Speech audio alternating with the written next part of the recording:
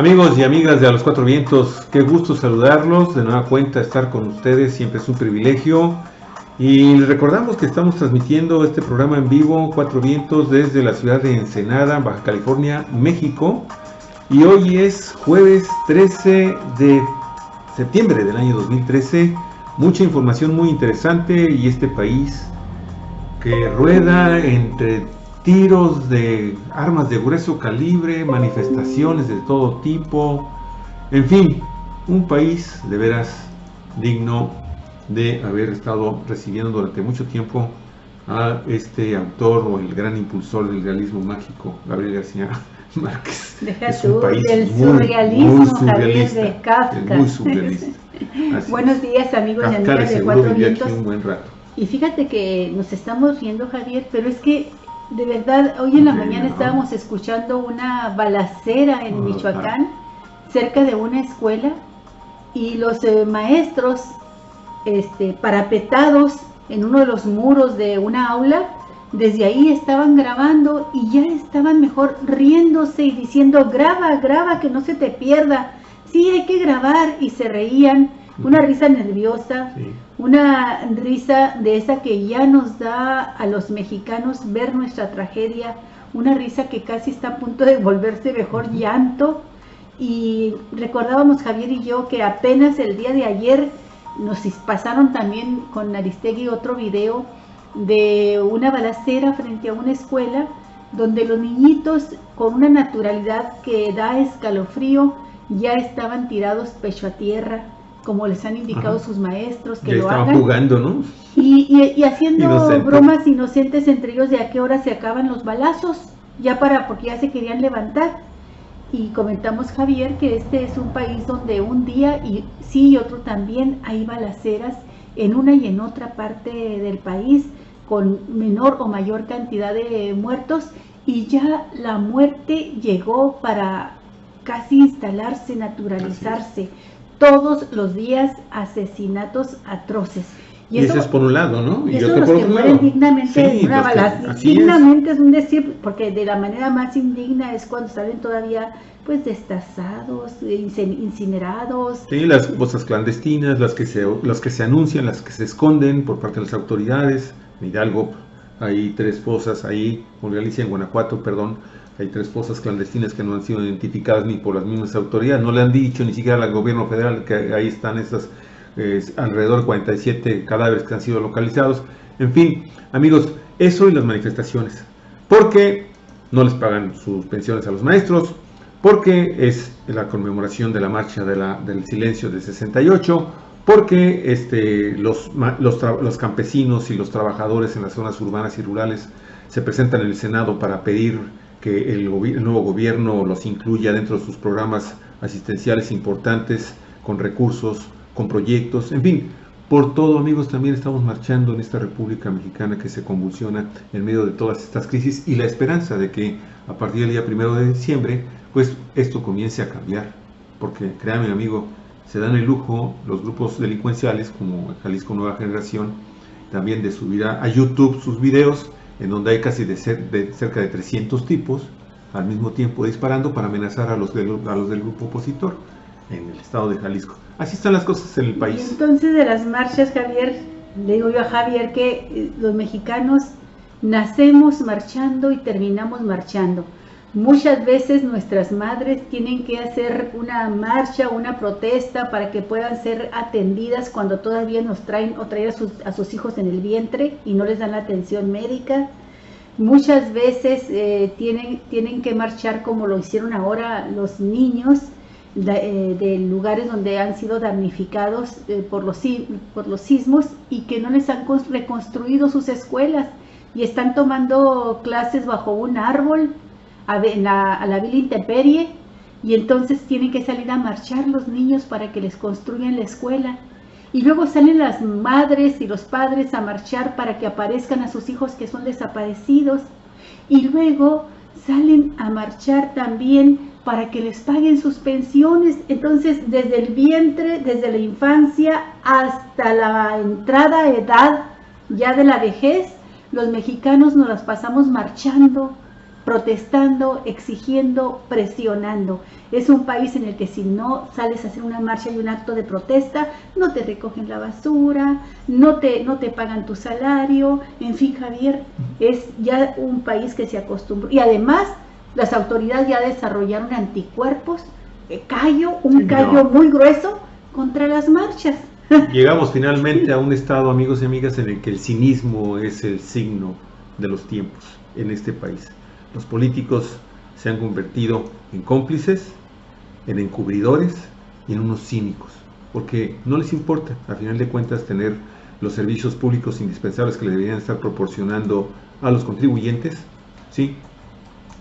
No les interesa absolutamente nada el que las colonias no tengan luz, que no tengan seguridad pública, que no tengan recolección, que no tengan drenaje, que no tengan agua, en fin. Amigos, la verdad es que el panorama, y bueno, empezamos de una manera así muy editorial, pero estamos tratando de ubicar de nueva cuenta estos tiempos que vive nuestra nación. Y los mexicanos, bueno, nos hemos dado un respiro. El día primero asumimos una gran bocanada de esperanza y bueno, esperemos que en el transcurso de las próximas semanas esto no termine también en otro desencanto. Pero bueno, ahora Alicia, para empezar, ¿quieres vivir más? Y también es un tema filosófico bien interesante, amigos y amigas. Si tú quieres vivir más, fundamentalmente no tienes otra que también considerar los aspectos éticos de lo que esto representa para la humanidad y para la historia de nuestro planeta. John Davis, que fíjese, es un catedrático en filosofía de la Universidad del Estado de California en Fullerton, acá en pues vecinos acá de los baja californianos, escribió para El País este ensayo muy interesante, este artículo. Dice así: prolongar la vida, es decir, utilizar la ciencia para ralentizar o detener el envejecimiento humano de manera que la gente viva mucho más de lo que vive de manera natural, pues puede ser posible algún día. Las grandes empresas están tomando en serio esta posibilidad. En el año 2013, Google fundó una compañía titulada Calico para desarrollar métodos de prolongación de la vida. Y los multimillonarios de Silicon Valley, Jeff Bezos y Peter Thiel, han invertido en la unidad de biotecnología, cuya capitalización bursátil es de $700 millones, ¿sí? Esta unidad biotecnológica centra sobre todo su trabajo en la prevención de las enfermedades relacionadas con la edad, pero es posible que sus investigaciones lleven a descubrir métodos para frenar o evitar el envejecimiento en sí. Desde mi perspectiva, dice este filósofo John Davis, esto plantea dos cuestiones éticas primordiales. En primer lugar, ¿una vida más larga es algo bueno? Y la segunda, ¿prolongar la vida podría ser perjudicial para la demás humanidad?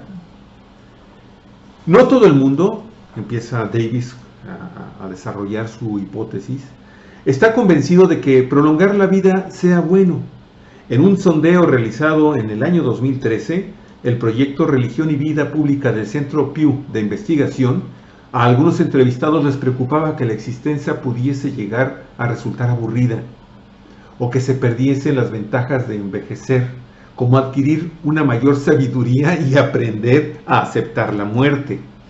Algunos filósofos, entre ellos Bernard Williams, compartieron esta preocupación.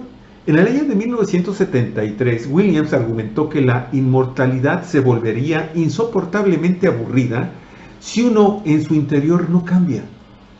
Asimismo, sostuvo que si las personas cambiaban lo suficiente como para evitar el aburrimiento insoportable, acabarían transformándose hasta tal punto que serían totalmente diferentes. Por otra parte, tampoco todo el mundo está seguro de que una vida más larga sea malo. Yo no lo estoy, dice Kay Davis. Esa no es la cuestión.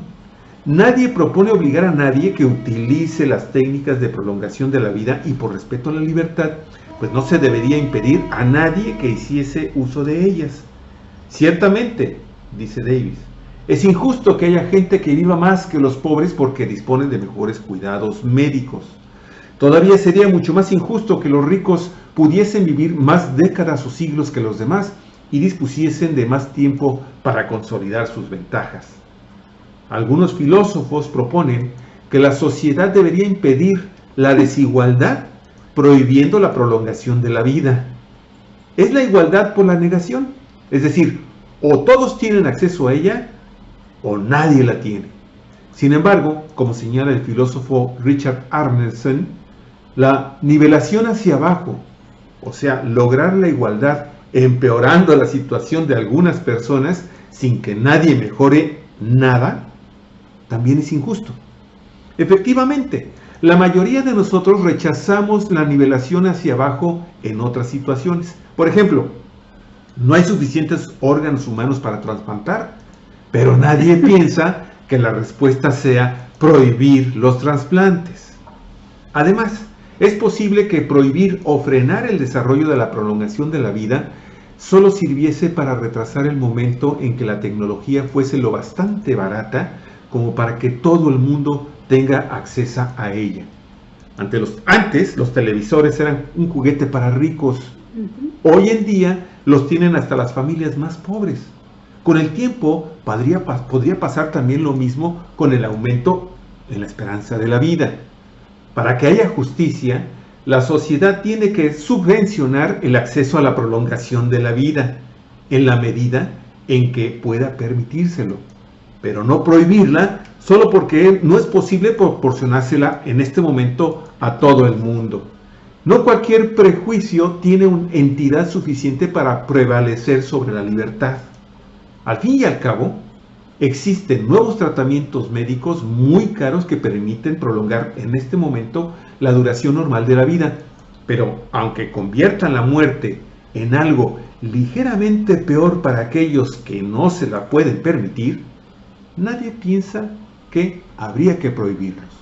Por eso, creo que la prolongación en la vida es algo bueno, si bien supone una serie de riesgos para la sociedad que deben ser tomadas en serio.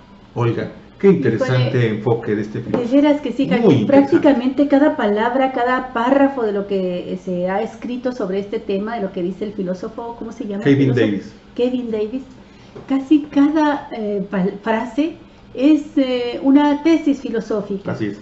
Y es que mira, por ejemplo, cuando habla del aburrimiento, él lo relaciona con la gente que puede aburrirse de vivir muchos años y estar ya en la cumbre de la vejez, de la ancianidad total, aburrido de la vida y viviéndola aún. Pero el aburrimiento no tiene edad. Yo conozco muchos jovencitos, adolescentes, personas de cualquier edad que se aburren. Y se aburren porque no encuentran, no se plantean objetivos concretos que hacer. Hay tantas cosas que hacer, tantos libros que leer, tantas películas que ver, tantas conversaciones que realizar, tantos abrazos que dar, tanto que hacer que no habría tiempo para aburrirse, ¿no? Y entonces plantea también otro de los temas medulares de si vivir es una cuestión de dinero, de que pueden tener acceso los ricos a una vida más prolongada y entonces se convierte en un factor de injusticia, pero encontramos casos de longevidad increíbles, incluso en etnias que viven bajo pobreza, donde los índices de mortalidad son muy altos, donde la expectativa de vida es muy corta y hay algunos casos de personas que viven muchísimos años estando en situaciones similares. Entonces también tiene que ver con algo ya genético la persona. Pero además, Javier, este planteamiento que hace de la donación de órganos ya creo que se quedó retrasado en su planteamiento, porque ya hay algunos países, México ya lo está estudiando en esos términos, en que está permitida la donación de órganos desde el momento en que la persona nace. Ya cuando sale el bebé de la maternidad, ya va con una, vamos a decirle entre comillas, obligación de donar sus órganos, a menos de que esa persona de su vida diga, no quiero. Sí, que exprese lo contrario, por lo que sea, porque es su decisión, por creencias religiosas, por lo que sea, lo que le dé su gana, ¿verdad? y que no quiera, entonces tiene que expresar sus tutores o esta persona ya en edad de ser ciudadano, una carta donde la entrega a la autoridad, donde dice yo no quiero donar mis órganos. Pero si no lo hace de manera expresa, entonces es en automático, default, se convierte en donador de órganos. Y esto se hizo así precisamente para que pueda tener acceso a la posibilidad de prolongar su vida, su existencia, cualquier persona que necesite de un órgano y no lo reciba porque no hay donantes. Sí. Entonces ya aquí ya no hay condiciones sociales para cualquier persona que esté en esa necesidad, ¿no? Sí, el enfoque de él es muy interesante porque dice, bueno, en este momento hay escasez de órganos, pero no vamos, por eso vamos a permitir a prohibirlo, ¿verdad? O sea, pues, a mí, yo realmente me quedo con una de las cosas que menciona aquí, que me parece muy interesante y sobre el cual yo creo que deberíamos también de centrar de una manera muy importante, pues nuestros objetivos en la vida y para qué estamos aquí, Olga Alicia, cuando dice, mira, al final de cuentas puedes tener 20, 80, 100 años, 150 años, pero de nada te sirve si finalmente no le das un sentido a tu vida. O sea, si tú no logras finalmente un cambio interno que te lleve precisamente a tener una vida intensa, aun cuando tú sepas que te vas a morir a los 15 años, y esos 15 años los vas a vivir, o 4 de ellos, o un año, o un día, amigos y amigas, se lo va a vivir con una intensidad tremenda. Si no existe dentro de tu conciencia esa capacidad para entender que todo finalmente reside en tu compromiso personal con lo que vas a hacer en esta vida, Olga Alicia, si tú no tienes perfectamente bien definido, ¿sí?, ese valor, puedes vivir 1000 años y ¿de qué demonios te va a servir? Tienes que fijarte tus ideales, tus utopías, tus razones de ser, tu existencia. Y entonces sí, ya la vida se te hará corta siempre, ¿no? Y nunca te va a alcanzar. Por eso siempre nosotros les recordamos en varios programas siempre le decimos, viva la vida intensamente porque la vida es corta. Vita brevis. Vita brevis. Oye, fíjate que quiero saludar. Bueno, hay muchos amigos de nosotros acá, Olga Alicia, que desde muy temprano se dieron a la tarea de estar haciéndose presente. Marta Elisa Verdugo es una de ellas. Hola, Marta, ¿qué tal? ¿Cómo estás? Qué gusto, muy buenos días. ¿Cómo van? ¿Cómo va la chica frente al espejo? Marta está dando unos extraordinarios talleres. El próximo que usted se entere, no se lo pierda, es talleres que está impartiendo para mujeres y se llama así, reconciliándose con las chicas frente al espejo. Maestro Miguel Alberto Navarrete, qué gusto también saludarte, un saludo para ti. Mira quién está aquí con nosotros. ¿Qué tal, Rafael Chávez. Hola, ¿qué tal, mi estimado Pigui? ¿Cómo te va? Un gusto saludarte. Un abrazote, mi estimado Pigui, quédate mucho, ya sabes que te estimamos, te queremos mucho. Maestra Tete Manríquez, ¿qué tal? Y también Miriam Cano, gracias por estar desde tempranito con nosotros, muy amables, gracias. Oye, en una nota también de carácter internacional, Olga, muy interesante, del diario alemán Der Spiegel. Este semanario, en realidad es un semanario, acaba de publicar, Olga, el contenido de otro estudio que se mandó a elaborar para la Iglesia Católica Alemana. ¿Qué crees que encontrar? No me digas. Otra vez casos de pederastia al por mayor. 3.677 casos de pederastia, de abusos sexuales, amigos y amigas, en la Conferencia Episcopal Alemana, que las acaban de informar. Esta Conferencia Episcopal Alemana le pide a un grupo de investigadores especialistas que hagan esta investigación, este estudio, les dan el informe. El diario Der Spiegel acaba de dar a conocer esta información y esto está provocando otro nuevo escándalo, súper escándalo a nivel internacional. Estos 3.677 casos confirmados lo cometieron 1.670 religiosos católicos entre el periodo que va de 1946 al año 2014, y el informe dice que en los últimos 30 años, es cuando se acrecienta la voracidad de estos religiosos católicos en contra de adolescentes, de niños. De acuerdo con la documentación recabada por expertos de las universidades de Mannheim, Heidelberg y Gießen, Este tipo de situaciones son un problema masivo en el seno de la Iglesia Católica Alemana y persisten todavía en la actualidad. Aproximadamente la mitad de las víctimas de estos abusos eran menores de 13 años, niños, y en 1 de cada 6 casos se trató de alguna forma de violación. Para 2/3 de las víctimas, los ejecutores de los abusos eran sus confesores o curas con los que mantenían algún tipo de vínculo religioso. Este informe fue encargado por la Confederación Episcopal y, de acuerdo con los planes de la institución, sus conclusiones serán presentadas por el cardenal Reinhard Marx el 25 de septiembre próximo, pero ya se filtró el contenido al semanario Der Spiegel y esto es un escándalo. La difusión de estos contenidos fue criticada por el obispo Stefan Ackermann, coordinador de la Conferencia Episcopal para la Investigación de Abusos Sexuales, quien lamentó que se haya avanzado esta información, que son confidenciales y que hasta ahora no conocían ni siquiera los miembros de la institución, ¿no, Galicia? ¿Cómo ves?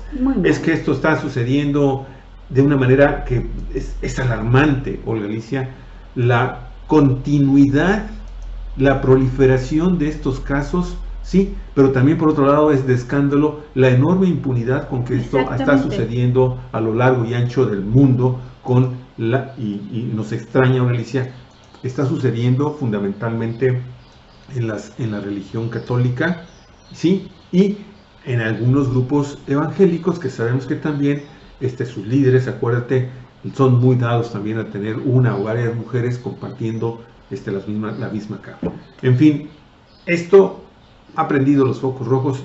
¿Y qué está sucediendo con el Papa, Galicia? El Papa, para terminar, y si bueno, pues el Papa Francisco convoca a una cumbre para analizar este problema de los escándalos de pederastia, en medio de los recientes casos de abusos a menores de edad en Pensilvania, que apenas acaba de terminar también una cifra similar de más de 3,000 víctimas. Entonces, los casos de Pensilvania y Alemania, que ya en conjunto suman más de 6,000 víctimas de pederastia dentro del clero. Con más de 3,000 cleros. Sí, dentro de la Iglesia Católica por parte de clérigos, ¿no?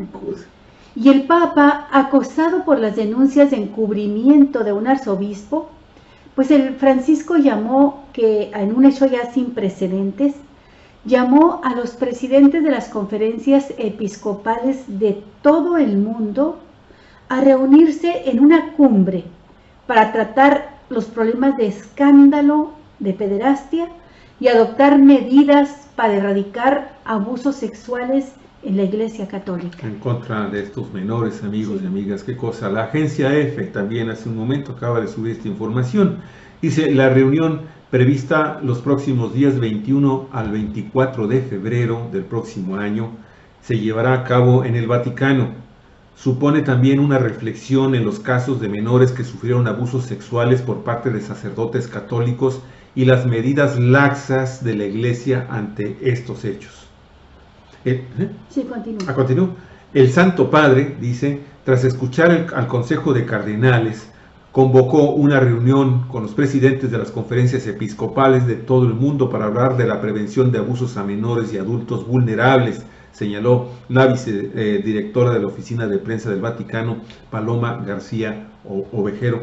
Y otro medio de comunicación, AP, Alicia, le acredita hoy también unas declaraciones al Papa Francisco diciendo que no basta con el hecho de estar simple y sencillamente recabando toda la información y se debe de pasar, dice, ahora sí, a la denuncia. Así es.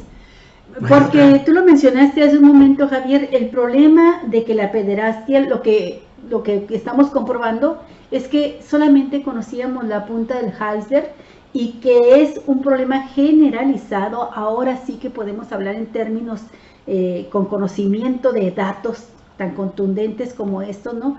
En algunas áreas, fíjese la contradicción, es un problema generalizado en algunas áreas de la Iglesia Católica, la pederastia. ¿Por qué? Pues porque han gozado de una impunidad absoluta. Y el ejemplo clásico de impunidad fue el que nos dimos cuenta, trascendió así, con Marcial Maciel, ¿no? Sí, ajá.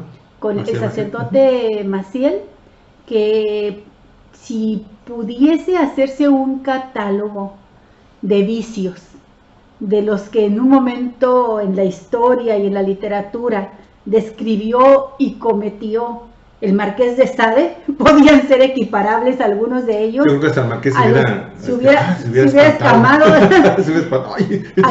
Sí, porque el Marqués de Sade había dicho, bueno, pues yo lo estoy planteando a nivel de literatura y de teatro, ¿no? Y pago consecuencias por esto y me meten a la cárcel por decir estas cosas, pero hay quien lo practica y lo practica con la bendición del Papa. Y el Papa se deja que le adoraran el anillo, iban a besarle el anillo Marcial Maciel, con su bendición haciendo todas estas cosas, Javier. Sí, le besó el anillo varias veces al Papa. Y el Papa, estoy hablando de Juan Pablo II, que está beatificado, ¿no?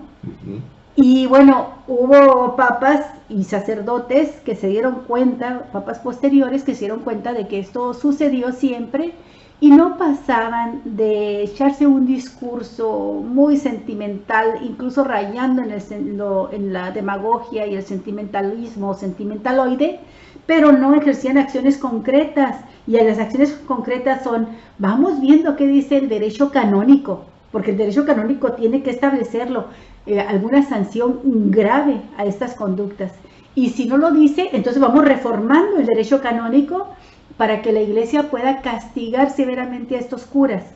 Pero si se hace, aún así, hay que trascender el derecho canónico para entregar a esos sacerdotes pederastas ante las autoridades civiles del país al que correspondan. Y entregarlo, no encubrirlo.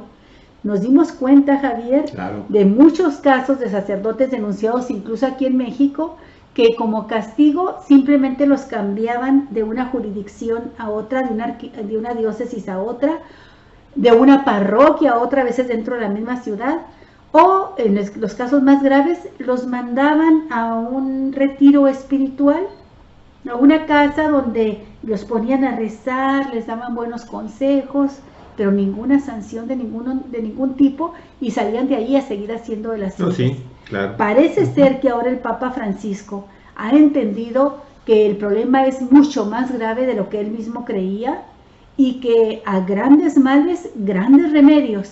Y vamos a ver qué sale de esta cumbre del 21 al 24 de febrero. La está programando con mucha anticipación para tratarlo como un problema mundial, ¿verdad? Y en esta cumbre buscar soluciones de raíz al problema. Ojalá y que esta cumbre se convierta realmente en un parteaguas que marque la historia de la Iglesia Católica en un antes y un después respecto a los problemas de la pederastia y la manera en que lo atiende la Iglesia, y no vaya a ser un enorme acto de simulación. Eso es lo que estamos nosotros pensando que debe de suceder, un acto real, una solución fuerte a un grave problema, ¿no? Pues sucede una cosa, Galicia, a mí lo que me preocupa, pero por otro lado trato de entender por qué van a tener que transcurrir, octubre, noviembre, diciembre, enero, febrero, 5 meses y medio, Galicia, para que se realice esta cumbre. Se me hace que es un tiempo demasiado largo para atender un problema de una urgencia, de una trascendencia impresionante para la humanidad, al menos para la Iglesia Católica. Creo yo que no se debería de tardar tanto en la realización de esta cumbre. Y como bien dices, hay que establecer parámetros muy altos, ¿sí? Pero también una metodología que le permita a la Iglesia, al alto clero, a los cardenales, a todos los presidentes de todas las conferencias episcopales, Olga, entrarle al tema, pero en serio, muy fuerte. Pero entiendo, por otro lado, también, Olga Alicia, que el Papa en este momento está viviendo una situación también muy complicada, porque hay grupos de ultraderecha dentro de la misma, del mismo Vaticano, entre los cardenales, el grupo de cardenales, el alto clero, y arzobispos y obispos que están presionándolo mucho con este tema, porque han salido a relucir nombres de grandes personajes que incluso algunos de ellos llegaron a tener, o fueron en un momento determinado, aspirantes a ser jefes de la Iglesia Católica en el mundo, amigos y amigas. Entonces, y de hecho, acuérdate, esta acusación de hace un mes aproximadamente que le hacen al Papa Francisco de que encubrió a un arzobispo. Sí, es el caso que estaba pensando. Eso, Alicia, También lo hizo por un momento regular y durante prácticamente un mes se había mantenido callado en este tema en particular hasta que ayer surge este caso del Der Spiegel, en de los 3.600 y feria de casos allá en Alemania, amigos y amigas, que lo hace decir, ¿saben qué? Pues vamos a buscar un remedio. Entonces, la situación es muy complicada para Francisco por estas dos cosas, ¿no? Esta acusación que se lanzó en su contra, que de momento a muchos cristianos, a muchos católicos los hizo así como que, ¿qué sucedió con Papa Francisco?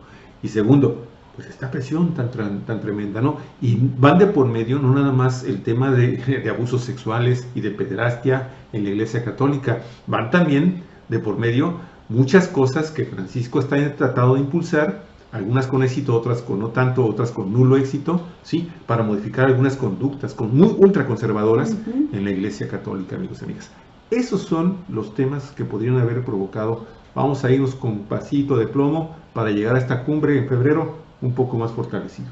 Sí, y además, Javier, porque si la cumbre va realmente en serio, entonces los episcopados, las conferencias episcopales de cada país, pues no van a llegar con las manos vacías a ver qué escuchan ahí. Seguramente les está pidiendo el Papa que llegue cada uno con un informe, un diagnóstico y propuestas.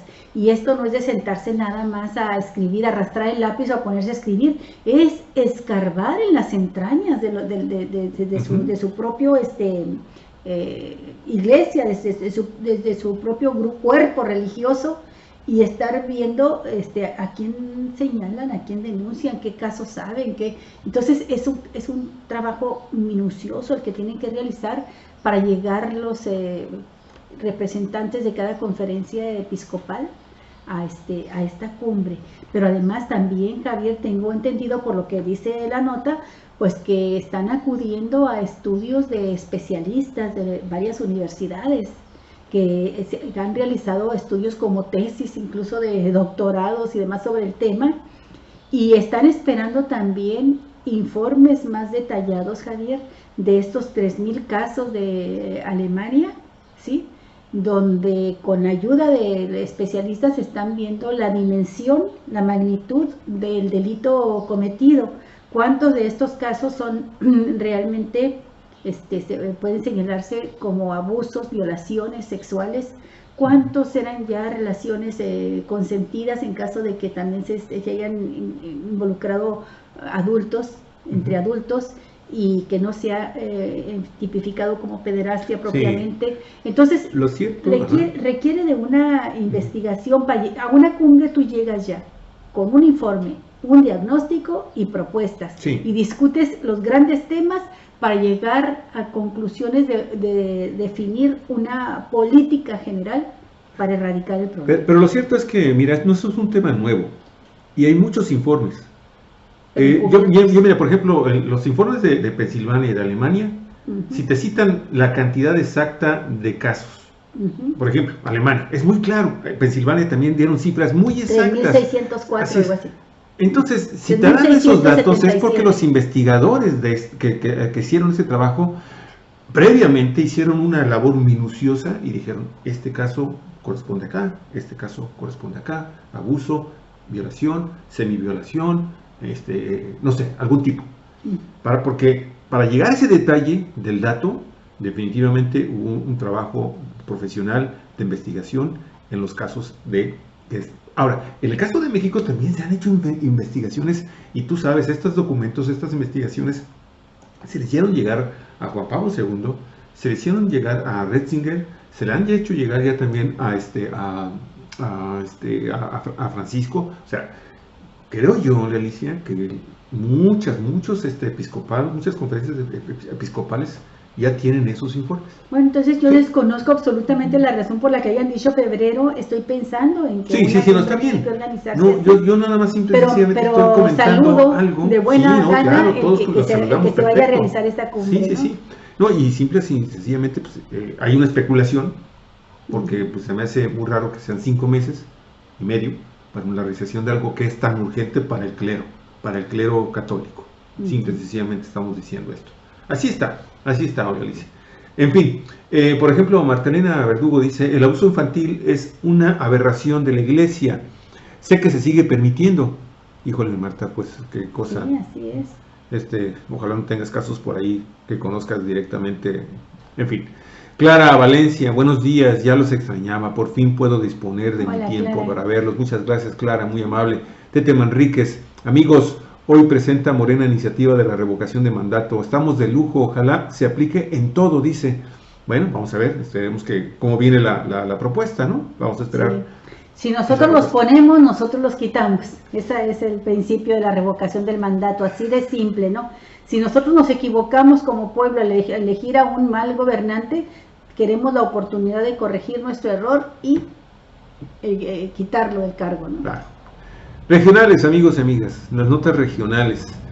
Tenemos dos notas. Mire, la primera, yo quiero comenzar con esta así rápidamente, Olga, sí. Porque, mire, hemos recibido una invitación para participar en los festejos del 30 aniversario de una organización ambientalista en Ensenada en particular, que se convirtió en un modelo de organización civil a nivel del noroeste de la República, que tiene trabajando, amigos y amigas, en Ensenada y obviamente con una proyección estatal y nacional de primer nivel, amigos, de primer nivel, y que arranca en 1988 como una respuesta a las afectaciones al estero de Punta Banda, aquí en la bahía de Ensenada, 45 kilómetros al sur, no son 45 kilómetros al sur, serán unos 5 kilómetros al sur de la ciudad de Ensenada. 4 o 5.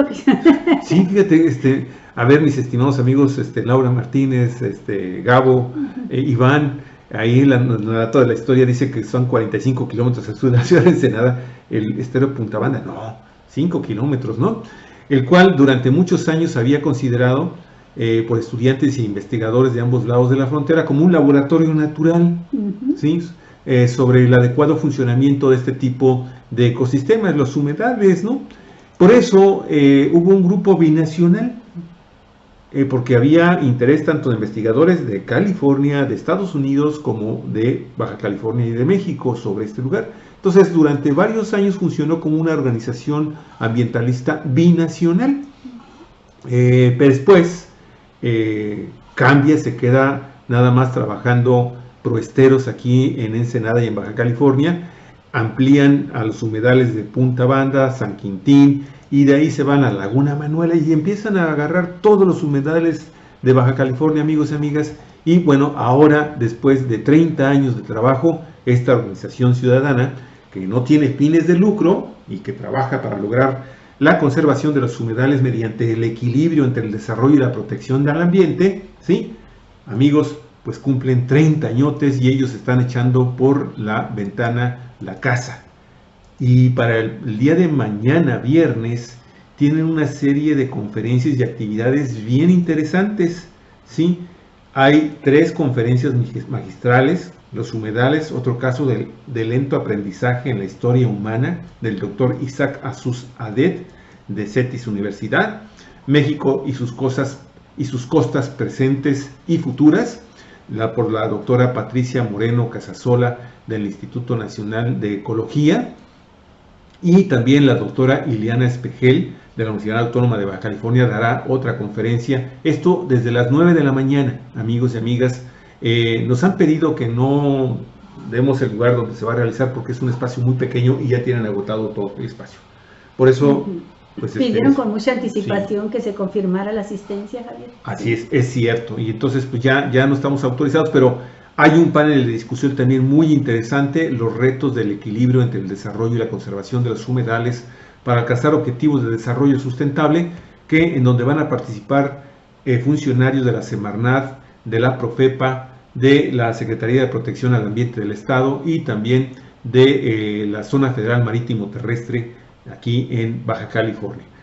Esta es la primera parte, la segunda ya es más social, pero créanme, de veras, nos da muchísimo gusto y yo quiero felicitar a todos los integrantes, no los voy a mencionar para no quedarme con alguien ahí, algunos con su nombre, no citarlo, pero todos los amigos y amigas, toda la gente, para toda la gente de Proesteros, y fundamentalmente ahí sí tengo que citar a Laura Martínez del Río, como su titular, como la cabeza, ¿sí? Para todos, un abrazote y una muy sincera felicitación, y que les digo que sean 30, 60, 90, más años los que esta organización ambientalista se conserve y continúe realizando la labor social tan importante para nuestra entidad y para el país.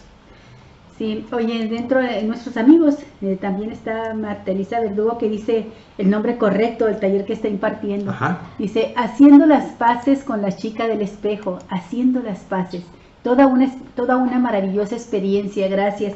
Y es que, Marta, haciendo las paces con la chica del espejo, yo le cambié el nombre por reconciliándote con la chica del espejo. Y es que, discúlpame, pero es que estamos en la época de la pacificación y la reconciliación, y ya se me fue el rollo. Pero sí, ese es el nombre correcto del taller, haciendo las paces con la chica del espejo. No se pierda estos talleres, y es que viene Marta a dar otro taller aquí a Ensenada, o donde quiera que usted nos escuche, si se da cuenta, vaya. Es una experiencia, como dice Marta, muy buena, es maravillosa. Bueno, pues también quiero agradecer a Loli Cervantes. Hola, buen día, temas interesantes los de hoy. Saludos desde San Quintín. Bueno, San Quintín. Saludos a San Quintín. San Quintín fue una de las localidades de las comunidades de Ensenada que han sido muy altamente beneficiadas por proesteros. ¿Sí? Recordarás, hubo una campaña ahí para que los habitantes del Valle de San Quintín, que son ya 90, 100 mil personas, pues conserven sus recursos. Y la verdad es que el Valle de San Quintín también es una preciosura, Olga. Hemos conocido esos paisajes. Hay que ir, definitivamente tenemos que regresar al Valle de San Quintín. Con una buena cámara. Y fundamentalmente a esta zona, Olga Alicia, de la Bahía Falsa, Bahía San Quintín, que en realidad es una cosa preciosa, amigos y amigas. Sí. Bueno, la segunda nota regional que queremos destacar el día de hoy es algo que sucedió hace 2 días, pero créame que tiene una enorme trascendencia para la comunidad cultural y artística de Baja California.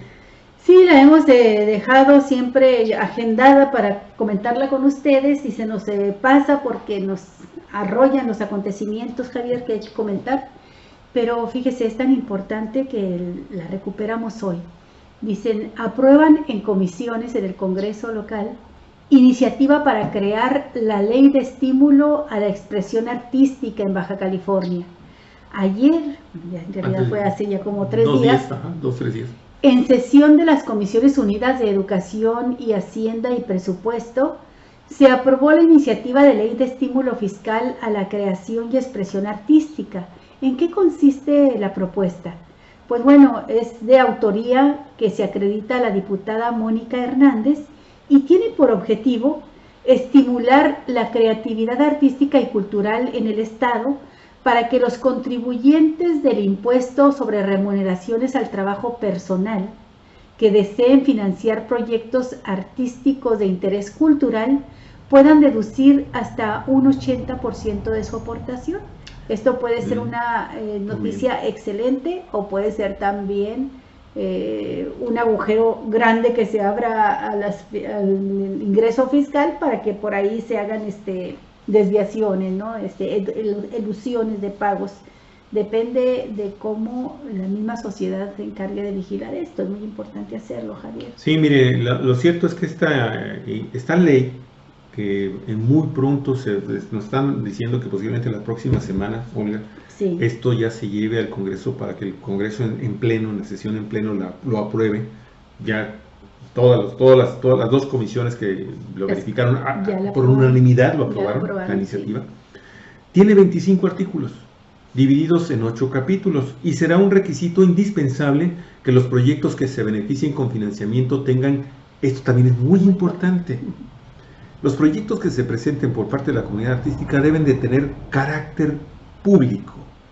Así es. Y otro objetivo de esta ley es abonar de forma significativa a una nueva gestión pública en materia cultural en la entidad, donde distintos sectores, como lo es la comunidad artística e intelectual, la sociedad en general, la iniciativa privada y el gobierno, converjan de forma armónica bajo un mismo propósito a fin de fortalecer la cultura y las artes en beneficio de Baja California y, por supuesto, pues de su gente. Claro, mire, la Secretaría de Planeación y Finanzas del Gobierno del Estado auxiliará en la elaboración de procesos, formalidades y requisitos que se deberán seguir para la entrega del patrocinio, así como del sistema de control de rendición de cuentas por parte de los beneficiarios. O sea, que si estás recibiendo lana, pero también vas a tener que justificar tus gastos. Claro. Muy importante. Claro. Y además transparentar quién la recibe. No vaya a ser que el empresario tal le da su hijito ahí para que se ponga a pintar, ¿no?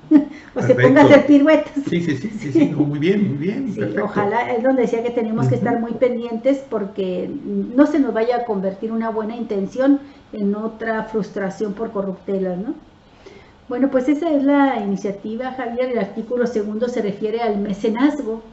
Los mecenas, se recupera la figura del mecenas. Muy bien. Lo define como el financiamiento total o parcial que realiza una persona física o jurídica sin fines de lucro para la investigación, creación, producción, desarrollo o ejecución de proyectos artísticos o culturales a cambio de un incentivo en la exención del impuesto sobre remuneraciones del trabajo personal. Pero también hay otra cosa muy importante, porque no nada más un particular le puede donar a través del mesianismo o de otra figura, o una empresa puede hacerlo también a un artista, sino que también se va a crear un fondo especial por parte del gobierno del estado para que también se haga estas aportaciones, siempre y cuando, insisto, y esto es importantísimo para la comunidad artística, sus proyectos deben de tener un carácter público, deben de tenerlo. Sí, no se van a poner pintar obras ahí para que un magnate las tenga en su casa, ¿no? No, esto es muy importante. Mire, se va a crear un monto anual de financiamiento ahí en la Secretaría de Planeación y Finanzas para estos proyectos artísticos, los cuales se van a sujetar a un máximo de hasta 500,000 pesos, $500,000 anuales para proyectos de creación y hasta $1,000,000 anuales para proyectos de producción. Así que se abre también la posibilidad de que el Estado también destine estos recursos para los creadores artísticos de este estado. Y sabes que Javier, esta cantidad realmente es ridícula, como aportación del Estado, es ridícula. 500,000 pesos al año para proyectos de creación, 1,000,000 para proyectos de producción, es ridículo esto. Sí, no puede llegar a socializarse, masificarse más la iniciativa y tendrá que quedar en grupos muy... Es en artistas consumados prácticamente, o gente que ya tiene mucho callo en este trabajo, ¿no? Mira, yo aquí centro al momento de la especulación, porque me imagino que el objetivo de esta ley es fomentar entre los particulares, ¿sí?, sean personas físicas o morales, ¿sí?, el financiar obras culturales, obras artísticas. Eso me parece también muy interesante, con la salvedad de que tú bien señalas. Es decir, a ver, pero aguas, porque podemos crear aquí situaciones fiscales de carácter injusto, ¿no?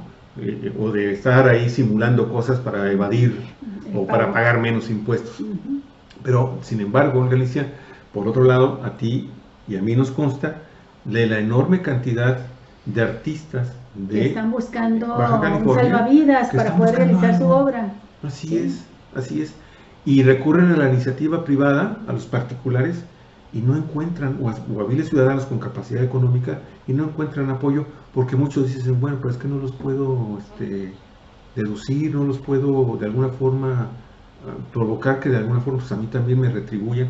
Bueno, aquí está abierto. Ahora, por eso, cuando estábamos haciendo esta nota, en la nota, en Facebook poníamos, se buscan mecenas. Vamos a ver ahora cómo responde. Primero se tiene que aprobar. Es casi un hecho.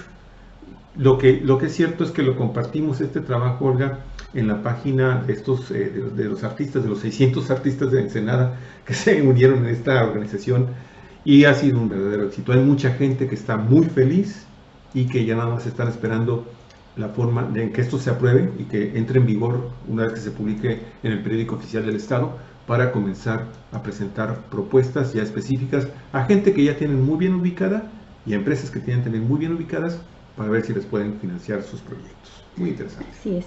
Bueno, y sigue el conflicto, Javier, entre la propuesta de Andrés Manuel López Obrador y las resistencias tremendas que se dan en el Poder Judicial, específicamente en la Suprema Corte de Justicia de la Nación, para reducirse su tren de vida, sus ingresos, sus gastos. No quieren los magistrados, no quieren los ministros de la Suprema Corte disminuir sus ingresos, Javier. Y finalmente, después de un tremendo estira y afloja, la Suprema Corte decide sujetarse al gasto, a la política de austeridad, entre comillas, ¿verdad? A aceptar la política de austeridad y renuncian, ¿verdad? Están dispuestos, dicen, a que se les disminuya su presupuesto en 852.8 millones de pesos para el presupuesto de 2019. Ajá, nada más que su presupuesto es de 71,000 millones de pesos, 71,000 millones, y esos 852 a los que renuncian, pues apenas se equivale al 1.1%, ¿no? Usted ve, por ejemplo, la Cámara de Diputados, el Senado de la República, están hablando de que se reducirán sus presupuestos en arriba del 30%, cada una de estas cámaras del Poder Legislativo. Pero el Poder Judicial, el 1.1%, ¿no? Y son, no olvide usted, los funcionarios mejor pagados, no del país, quizá del planeta, ¿sí?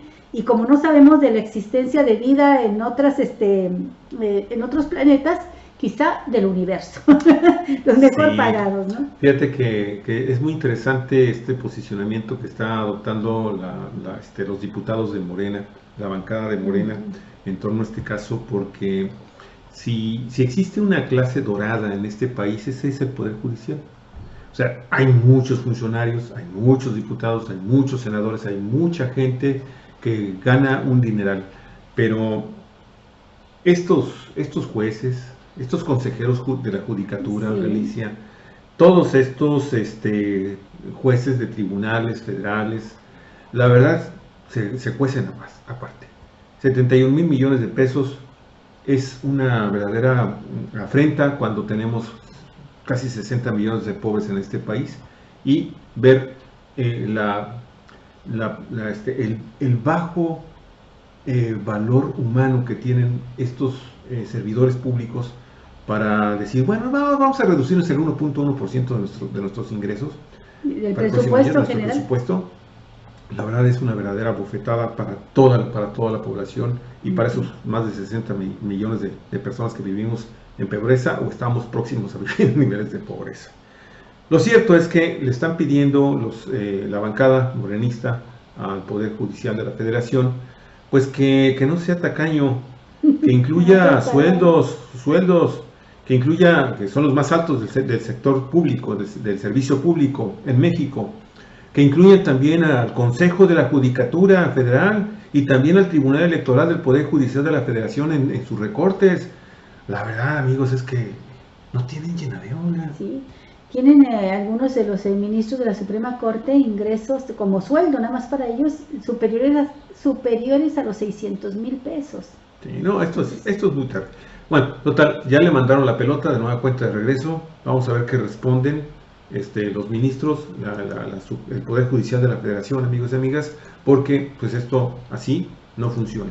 Entonces, no va a funcionar. La pelota en realidad está en el campo del Poder Legislativo. Este es de los factores que uno tiene que considerar cuando dice, bueno, pues la Morena tiene mayoría en el Congreso. Claro. Entonces lo que está haciendo Morena ahorita es decirle Se está corriendo la cortesía. Decirle a la Corte, a la Suprema Corte, ustedes mismos, ¿verdad? Ustedes mismos vean qué aspectos de su presupuesto pueden disminuir. Yo estoy segura, Javier, que la Suprema Corte tiene gastos ostentosos como existen en el Senado y como existen entre los diputados, y entre los senadores y los diputados ya dijeron, bueno, pues hay que bajarle los gastos de lujo, ¿verdad? De viajes, por ejemplo, en avión en las zonas más exclusivas. hay que bajarle las comilonas, ¿no? En los restaurantes más caros, hay que bajarle aquí y allá para poder reducir un 30 y tantos % del presupuesto. Aún así les va a ir muy bien. Pero en el caso de la Suprema Corte deben de tener también gastos de esta naturaleza que pueden recortar, no quieren hacerlo. Entonces, el hecho de que Morena les rechace su proyecto de presupuesto, donde solamente se disminuyen 1.1% de los 71,000 millones de pesos que tienen presupuestados, pues les está diciendo, como lo señalas tú, por cortesía les decimos háganlo. Pero si es necesario, yo estoy segura que así va a tener que proceder. Ojalá. Si es necesario, la mayoría de Morena va a hacer el análisis y revisión de ese presupuesto y va a reducir, va a cortarlo más, claro. Javier. Pero pues que no se tenga que llegar a ese extremo, que vean los magistrados y los ministros qué es lo que pueden reducir ellos. Así ¿no? es. Y ojalá lo hagan, ¿eh? La verdad aquí, si lo hacen, mira, todos vamos a aplaudir, porque esto no se vale. Estas situaciones, con 60 millones de pobres amigos y amigas, no se puede tener este tipo de gastos en ningún país, en ningún sector judicial del mundo puede suceder cosas como estas, habiendo tantas necesidades, tanta pobreza, tanta marginación, tanta desigualdad en este país. Y bueno, pues esto se logra también con la presión social, así es, claro. con la comunicación, que es lo que estamos haciendo nosotros aquí, dando datos. Usted hágase su juicio, opine también, y hay que obligar. Pero ¿para qué se quiere que se limiten los ingresos de los que están arriba, no? Pues para poder hacer esto, que es la siguiente nota de López Obrador. Permíteme hacer un comentario adicional, porque tiene que ver con algo que sucedió ayer y hoy en la mañana, que se confirmó. Hace días, tú recordarás, les dimos a nuestros queridos cibernautas, a nuestra audiencia, les dimos información sobre el recorte que se aprobó y que se aplicó en el Senado de la República. Sí, que incluso le quitaron los alimentos, ¿te acuerdas? Sí. Para las sesiones y todo ese tipo de cosas, y que había sido aprobado, pero un grupo de senadores del Partido Revolución Institucional, amigos y amigas, dijeron, oigan, no sean gachos, cuando menos déjenos alimentos para cuando tenemos sesiones aquí en el Congreso, que se alargan mucho. Bueno, ayer en la noche hubo una discusión a fondo sobre este tema. Ya Martí Batres, el líder el presidente de los morenistas ahí en el Senado, amigos y amigas, había llevado como ejemplo de lo que se podía hacer, había llevado su lonche en un Tupperware, en uno de estos envases, para no decir marcas, uno de estos envases de plástico, amigos y amigas. Le llevó su lonchecito ahí. Y eso se lo criticaron. Y le dijeron que esa medida era populista. Y él recordaba que este tipo de actos, de llevarse su alimento a tu trabajo, pues se aplica en todos los parlamentos del mundo, en donde esto de te voy a pagar la comida con el erario no existe, simple y sencillamente ni se concibe. ¿Sí? Y aquí, populismo. ¿Qué sucedió, Alicia? Presionados por esto, ya acordaron ayer echar reversa a esta medida en particular y se va a dar alimentos cuando las sesiones en el Senado, en las comisiones, sean superiores a 4 horas. Que les den unos si son más de 4 horas. Fíjate que eso es lo que estaban planteando. O sea, estaba viendo esta nota en la mañana y ya, obviamente, ya sabes, luego los comentarios. Que les lleven, ¿cómo se llaman? Sus Twinkie Wonders, que les lleven sus gancitos, que les lleven. O sea, a ese nivel. Que les lleven esas cosas Doritos, y vas a ver, ándale, que les lleven sus totopos. Y vas a ver cómo ellos mismos le mandan a hablar a su secretaria para que vaya y les traiga un platillo delicioso pagado de su bolsa. Sí. Oye, si no, que les lleven aún con el recorte en realidad van a ganar casi 67,000 pesos. Casi 70,000 pesos. Casi 70,000 pesos. Sí. Oye, que no les alcance para ir por un par de tortas de pulpo ahí en Tortas Ballina, por favor. Y eso es populismo. Eso es lo que hacen los trabajadores en todo el país, Javier. Eso es lo que hacen los maestros, se llevan su lonchecito. Nosotros lo hacemos cuando vamos a reuniones. Es lo que hacemos nosotros también, todo el mundo lo hacemos. ¿Por qué tenemos que tener clases privilegiadas, no? Pues eso sucedió. Pagados con el erario. Bueno. Por eso te interrumpí. Sí. Por eso te interrumpí. Pero bueno, fíjate que por eso esto de veras. ¿Para qué se va a utilizar? ¿Para qué necesitamos que sean más austeros estos que están acostumbrados a gastar a manos llenas los recursos públicos? Bueno, en 2019, nos dice una nota de Excelsior, a propósito de la reunión que sostuvo ayer el presidente electo Andrés Manuel López Obrador con los gobernadores de la frontera norte. En 2019 se van a invertir 10,000 millones de pesos para mejorar los servicios públicos y la movilidad de 15 de las ciudades más grandes del país, de zonas conurbadas y de ciudades turísticas, aseguró el presidente electo López Obrador.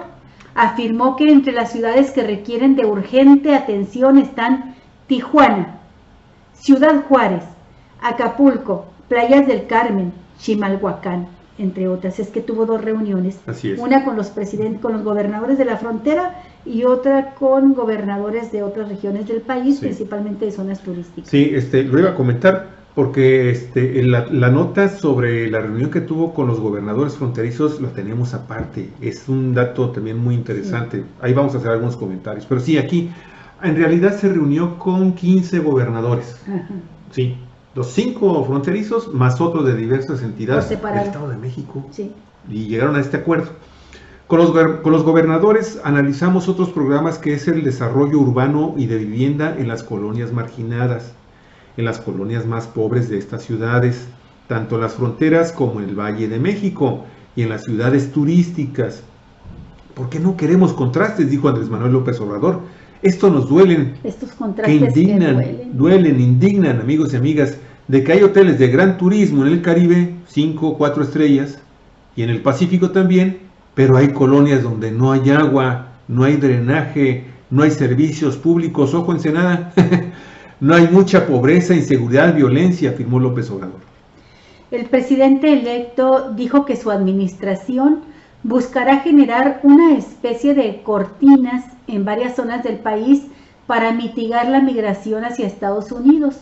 Citó el caso del Tren Maya, que interconectará al sureste, la construcción de caminos rurales en Oaxaca con uso intensivo de mano de obra, la siembra de 1 millón de hectáreas de árboles frutales y maderables y la recuperación urbana de las ciudades más importantes del país, como programas que se desarrollan a manera de mecanismos para limitar la migración hacia Estados Unidos. Obras que tienen como objetivo arraigar a los mexicanos en sus pueblos, en sus comunidades, ofreciéndoles empleo y alternativas que no los obliga a irse en busca de un salario a Estados Unidos, ¿no?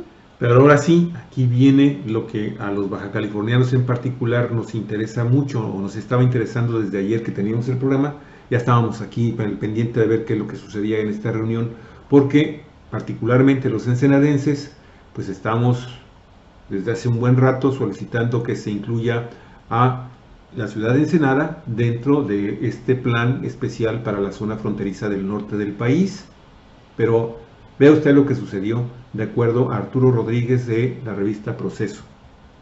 El presidente electo Andrés Manuel López Obrador sostuvo ayer un encuentro con los gobernadores de la frontera norte para acordar una serie de acciones que venían perfilando desde su campaña electoral presidencial.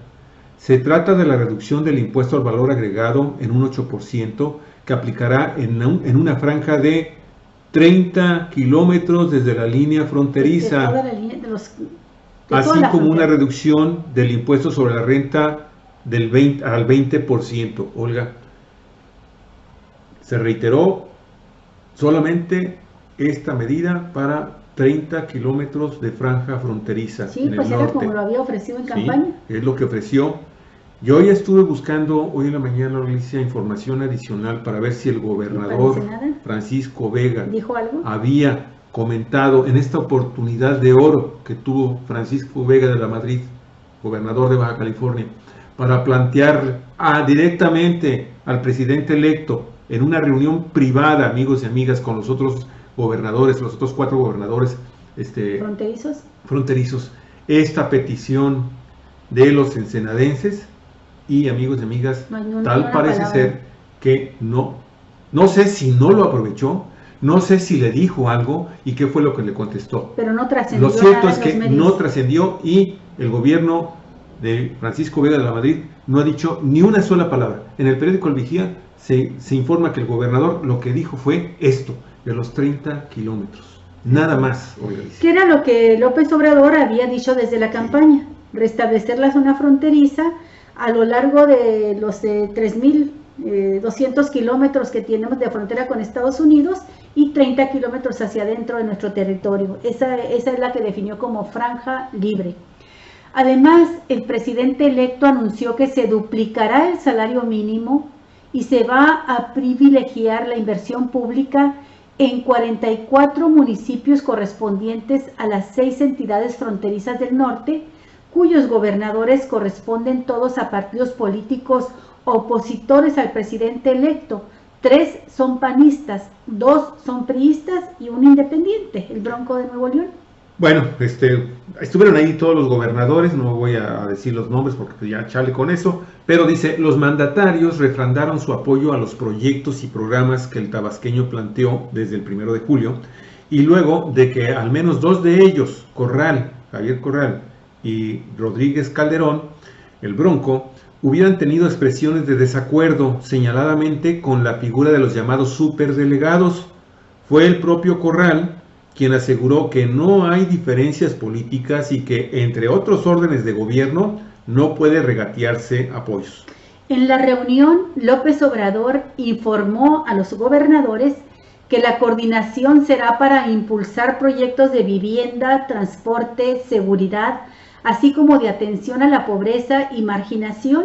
De hecho, los mandatarios estatales se comprometieron a trabajar en un diagnóstico sobre los polígonos de pobreza relacionados con las 5 ciudades fronterizas en donde se atenderá el problema.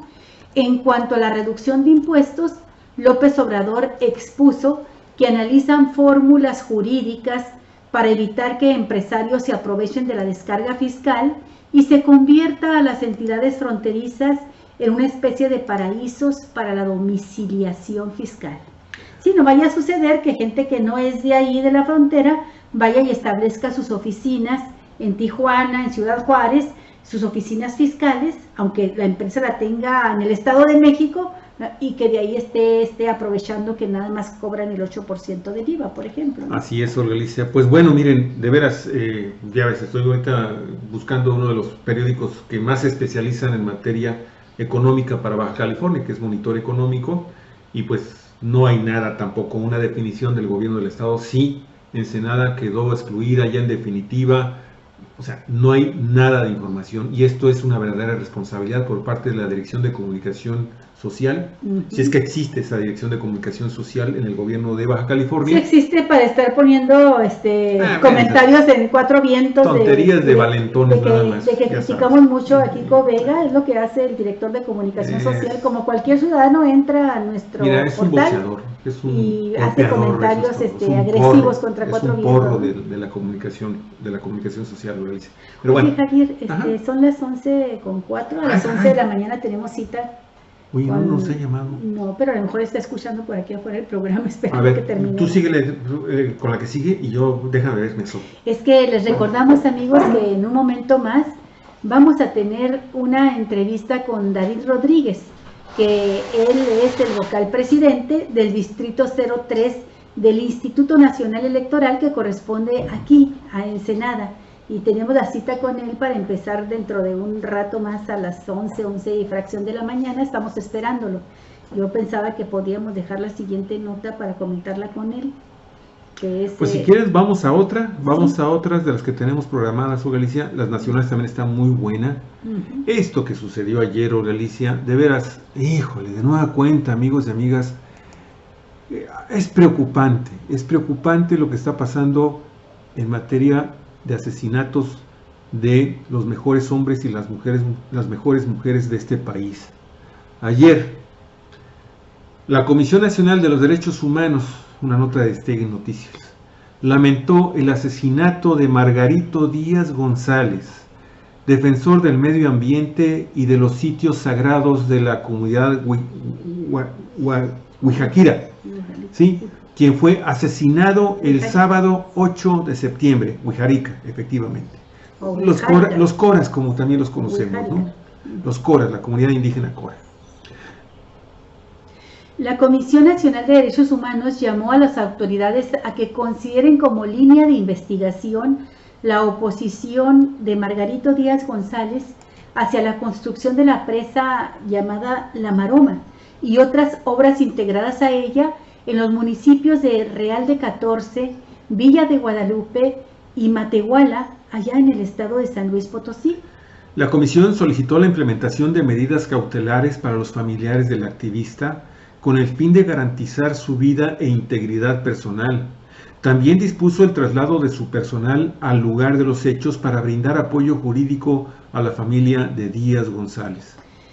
El organismo nacional, la CNDH, recordó en un comunicado que la construcción de la presa La Maroma, que abastecerá de agua a los estados de Durango, Jalisco y Guanajuato, afectará Wirikuta, pueblo sagrado de la comunidad Huijárica, de acuerdo con lo denunciado por el activista asesinado. Sin embargo, precisó que en consulta previa, libre e informada al pueblo Huijárica, las autoridades federales y estatales dieron a conocer a esa comunidad que se preservaran los centros ceremoniales, que se iban a preservar los centros ceremoniales en el área natural protegida de Wirikuta. Se reforestará la zona y habrá cuidado del medio ambiente, por lo cual accedieron a realizar este proyecto. Pura demagogia, ya sabemos lo que sucede, Alicia, cuando vienen con estos proyectos. Aquí en Ensenada, Costa Azul, no, vamos a conservar la flora y la fauna, sí. No, vamos a conservar los sitios de interés arqueológico, no, vamos los sitios sagrados de las comunidades indígenas. No, Alicia, y al ratito lo primero que hacen es eso. Terrible lo que está sucediendo con los activistas, amigos y amigas, es en este país. Qué pena. Y todavía faltan 2 meses para que entre el nuevo gobierno y nada garantiza que se vayan a frenar de golpe y porrazo, así como si se pusiera una línea divisoria, ¿no? Así es, así es. Gobierno de Peña Nieto firmará convenio que lo convierte en filtro migratorio de Estados Unidos. Una más, Olga. ¿Sí? Un convenio lo firma antes de irse para comprometer a nuestro país a seguir haciéndole el trabajo sucio a Estados Unidos, deteniendo a los migrantes que pasan por el territorio nacional para ir, nuestro territorio nacional, para ir a Estados Unidos. No vienen a quedarse aquí, ¿verdad? Vienen de pasada, ¿no? Pero el gobierno estadounidense le dice, oigan, ustedes hagan el trabajo y eviten que pasen por México, ¿no? Qué entreguismo de este gobierno, que de veras ya no sabe uno en qué momento lleva a terminar, para no seguir haciéndole daño a esta nación, a la soberanía Centroamérica de esta nación. Sí, ¿no? Bueno, es una nota de Jesús Esquivel de la agencia APRO, la que edita el semanario Proceso. Bajo el estatus de tercer país seguro, así se llama el programa, tercer país seguro, el gobierno de Enrique Peña Nieto se apresta a firmar un compromiso bajo el cual México acepta una cuota de deportación de inmigrantes documentados no mexicanos y un número de solicitantes de asilo que buscan refugiarse en Estados Unidos. Hasta cantidad precisa le fijan cuántos tiene que echar del país, ¿no? Regresarlos a Centroamérica. Mire, escudados bajo la iniciativa Mérida, para no tener que usar el compromiso de este tratado, el Departamento de Seguridad Interior de Estados Unidos doblegó esta semana, va a haber batallado mucho para doblegarnos, al secretario de Relaciones Exteriores, quien dice las malas lenguas que es quien está detrás de todo el gobierno de Enrique Peña Nieto, Luis Videgaray, ¿sí? Y también a la Secretaría de Gobernación, para que acepten este nuevo compromiso migratorio que favorece las políticas en esa materia de Donald Trump. APRO revisó el documento que el gobierno de Trump envió al Congreso Federal de Estados Unidos para notificarlo del compromiso que se suscribirá con el saliente gobierno mexicano para que no pueda ser rechazado por el gobierno entrante de López Obrador si se integra bajo los estatutos de la cooperación bilateral antinarcóticos vigentes, es decir, la famosa Iniciativa Mérida. La cuota de deportaciones de migrantes indocumentados no mexicanos se establecerán conforme a las personas detenidas en su intento por ingresar a Estados Unidos por la frontera la frontera norte de México. Esto quiere decir que en lugar de que el gobierno de Donald Trump asuma la responsabilidad de repatriarlos a sus países de origen, pues los turnarán al gobierno mexicano para que éste sea el que se encargue del trámite de la deportación. Y los gastos que conlleva, además de la violación de derechos humanos que implica, ¿no? ¿Qué cosa? El gobierno de Peña Nieto había estado negociando con el de Estados Unidos el convertir al país en una especie de filtro migratorio para evitar que cualquier ciudadano no mexicano que busque asilo por cualquier razón en suelo estadounidense, primero lo solicite a México. Con esta medida, el gobierno de Donald Trump evitará que los inmigrantes indocumentados, principalmente procedentes de Centroamérica, se acerquen a su frontera sur. Y no dejo de pensar, cuando lees esta nota, Galicia, lo que sucede con los extranjeros que llegan a nuestro país tratando de buscar cruzar hacia los Estados Unidos, amigos y amigas, que se quedan obligados por la cerrazón migratoria de Estados Unidos a extranjeros y fundamentalmente a gente del Caribe o del Centroamérica, ¿sí? Y ya no hablemos de los mexicanos, ¿verdad?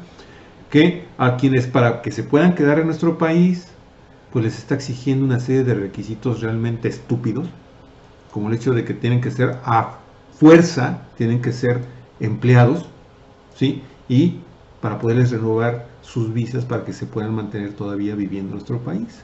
Me refiero al caso de los haitianos baja californianos, bueno, que están radicados aquí y que muchos de ellos, ahora, te acordarás de la nota, Galicia, creo que las dábamos el lunes o el martes de esta semana, ¿sí? Pues no, están en peligro de ser expulsados del país porque les están pidiendo a fuerza un estatus de trabajadores porque no pueden ser dueños de sus propios negocios, amigos y amigas. A ese grado de estupidez se llega aquí y ve usted estos contrastes cuando estamos viendo, les digo, un país que tiene infinidad de millones de pobres y todavía tener entonces que buscar que México sea el que les dé asilo a tal nombre cantidad de pobres que vienen de Centroamérica, de estos países caribeños, huyendo de pobrezas, de guerras, de hambrunas, en fin, de persecución política. Es terrible lo que está pasando y este gobierno, te digo, cierra o está cerrando Galicia de una manera tan siniestra que pues no termina de dejarle minas por todos lados a la nueva administración pública federal de este país. Bueno, con eso terminamos. Vamos a ver si podemos lograr tener contacto con David Rodríguez, titular del Instituto Nacional Electoral aquí, que no lo confirmamos. Sí, me quedé pensando que le dimos 2 horas, Javier, las 11 o 12 de la mañana, y a lo mejor se quedó con la idea de que es a las 12. Vamos a ver ahorita, vamos a investigar, amigos y amigas. De cualquier forma, lo anunciamos. Si podemos hacer la entrevista, amigos y amigas, en un momento más, bueno, pues esté atento de nuestro programa, vamos a estar dando información y pues de seguro vamos a hacer la transmisión en vivo si es que logramos confirmar esta entrevista el día de hoy. Lorenzo Rodríguez, muchas gracias por estar con nosotros. Lorenzo, qué gusto. Lorenzo, necesitamos comunicarnos contigo para que nos platiques cómo estuvo, qué acuerdos, a qué llegaron allá en México, ¿no? Pati Ferro, ¿qué tal, Pati? Qué gusto saludarte. María del Socorro García, que también se unió con nosotros, dice, así es, sobre el IVA a Ensenada y desde la campaña política de AMLO había comentado lo del, me imagino esto que finalmente se está anunciando, ¿no? 30 kilómetros.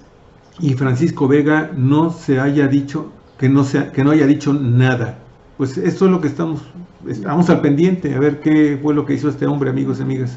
A ver si aprovechó tenerlo aquí para decirle, oye, sabes que en Ensenada también te quiero. Ahora, hay que recordarle a nuestros amigos que, bueno, hoy estamos al día 13, dentro de una semana exactamente, el día 20, estará López Obrador en Mexicali, dentro de la ruta que va a seguir en una gira inicial por varias ciudades para agradecer el apoyo de los ciudadanos que lo llevó a la presidencia de la República.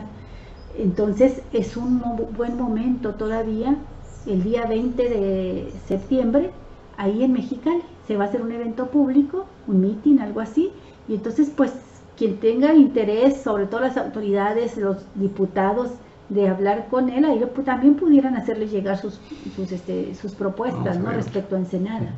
María del Socorro también dice, debe haber soluciones para que no quede a la deriva nuestra economía en Ensenada. Héctor Cuevas, ¿qué tal? ¿Cómo estás? De nueva cuenta te saludamos, mi estimado Héctor. En vez de buscar soluciones, buscan más problemas para poder sacar más dinero para resolverlos, aunque no solucionemos nada. Estamos terminando ya. María del Socorro, Jim Kim, presidente del Banco Mundial y de origen chino, declaró este miércoles que el asesinato de líderes indígenas es necesario para el desarrollo. Válgame Dios, vamos a buscar esa información, María del Socorro, gracias a ustedes por entrar bien informado. Amigos y amigas, muchísimas gracias por estar con nosotros, nos vamos, creo que ya está aquí nuestro invitado. David Rodríguez. 15 minutos, amigos, y arrancamos esta nueva transmisión. Muchísimas gracias, nos vamos con música y recuerde usted, a los cuatro vientos, siempre los días de lunes a viernes aquí en internet. Que descanse y nos vamos con esto. Cuatro vientos. Periodismo en red. Comparta nuestro programa, espere el próximo. Muchísimas gracias, bonito día. Muy amables, hasta un ratito más, 15 minutos.